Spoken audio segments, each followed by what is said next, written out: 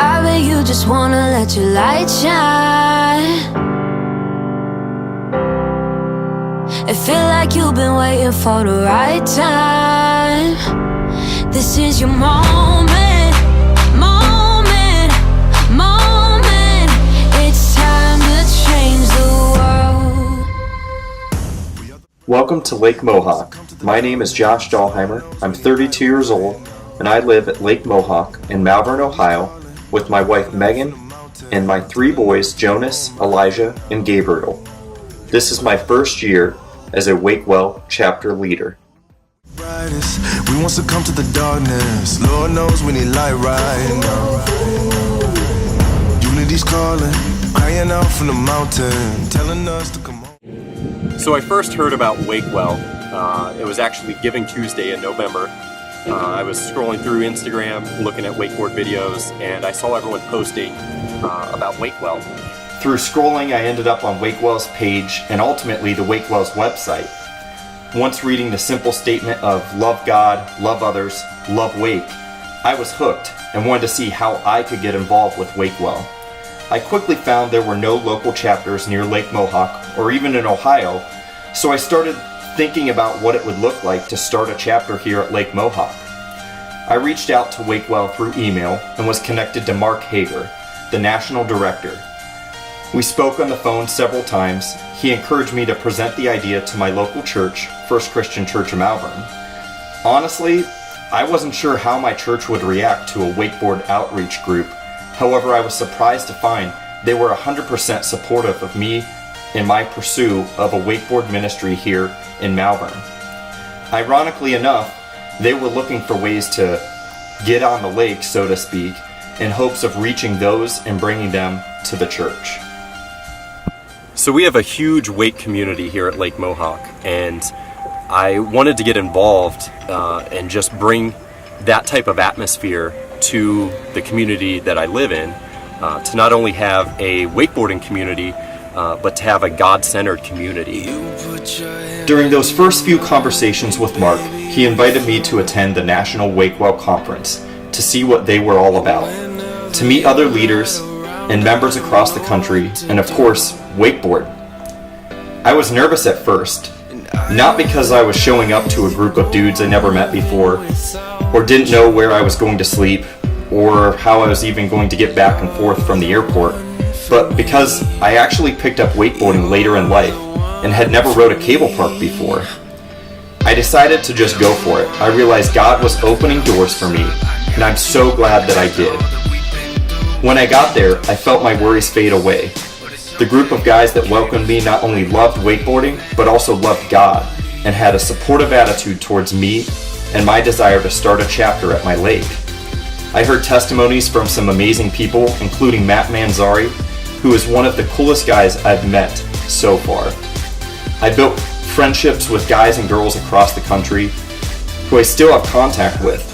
Ultimately, I left the conference with the confidence I needed to take the love of Christ to my home wake community and start WakeWell Lake Mohawk. Let's go. Yeah, I'm feeling better than I ever did.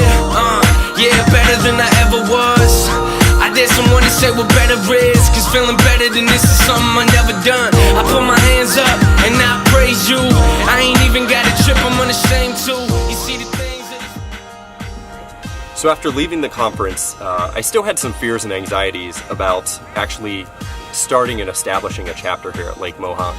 I started thinking about, what if people didn't show up?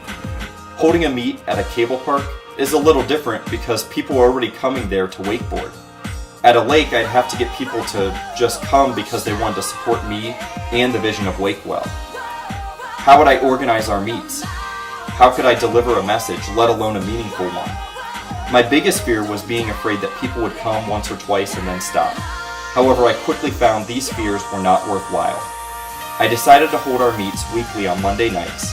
I'd send out a text reminder to our crew a few days before and also post it on social media in hopes of reaching other local boarders. We'd meet at the dock at 6 p.m. and I'd deliver a message right before we'd get on the boat for the night. Each week we continued to grow in numbers. We started off with about 5 guys and then quickly grew to almost 15, which had a mix of guys and girls. I also tried to keep our nights interesting. We'd have different activities on different nights. Although most of our time we were wakeboarding, we did spend our fair share of time wake surfing, wake skating, and even wake foiling too.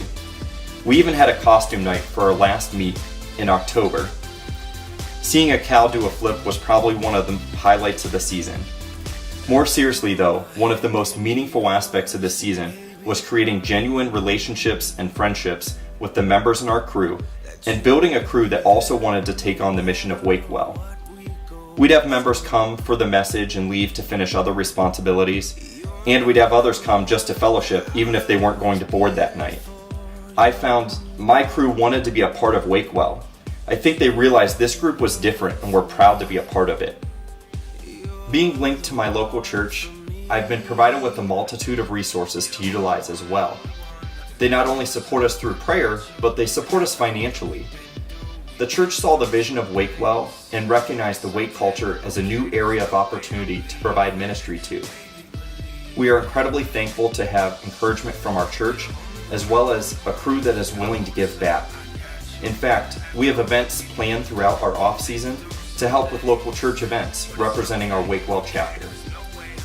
Lastly, I've grown in my own walk with Christ. I've been stretched in the process of creating this chapter.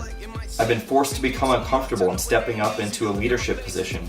And I've been discouraged at times with how some things turned out, but I've seen that He is faithful through it all and will provide and has provided, even through a wakeboard ministry at a small lake in Malvern, Ohio. So my advice for anyone thinking about getting involved with WakeWell is check out the website first.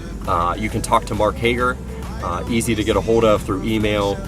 He'll call you up, he'll talk with you, and then consider different ways that you can get involved. One is you can become a chapter leader like I did here, and found that we had an amazing crew this year, and it has just continued to grow.